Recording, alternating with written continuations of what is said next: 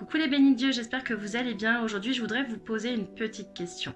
Qu'en est-il de votre rapport avec l'alcool? Peut-être que vous vous dites qu'en tant que chrétien, vous n'avez pas le droit de boire de l'alcool.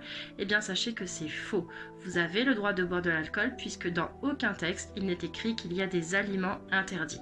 Le Seigneur nous infantiliserait si tel était le cas, puisqu'en réalité, il nous montre qu'il y a un risque à boire de l'alcool, mais il nous permet de prendre notre responsabilité et du coup de s'exercer dans cette maîtrise.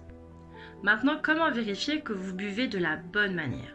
Sachez que le Seigneur nous invite à boire lorsque nous sommes à plusieurs pour fêter quelque chose.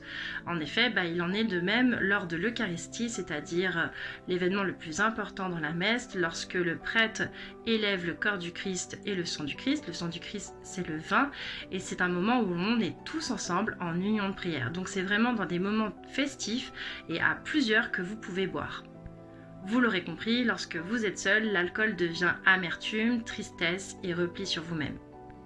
Les deux critères donc à évaluer, ça va être la mesure, c'est-à-dire la quantité, et aussi bien du coup dans quel type de moment vous allez boire, à plusieurs ou seul. Et la quantité, ce sont vraiment les deux critères à prendre en considération pour savoir si vous pouvez réellement boire. Parfois cependant, on ne maîtrise pas tout et il se peut qu'il y ait de belles ivresses, dans le sens où c'est quelque chose de festif, vous n'avez pas contrôlé et ça se termine bien, ce sont donc de belles ivresses. Il y a aussi des ivresses beaucoup moins belles et qui vont en fait vraiment créer des mauvaises choses en vous.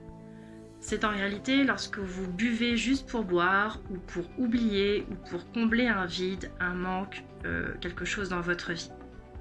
Parfois, en effet, vous vous sentez seul ou vous sentez que votre vie part dans tous les sens et vous avez trouvé ce refuge. Eh bien ça, c'est une mauvaise façon de boire.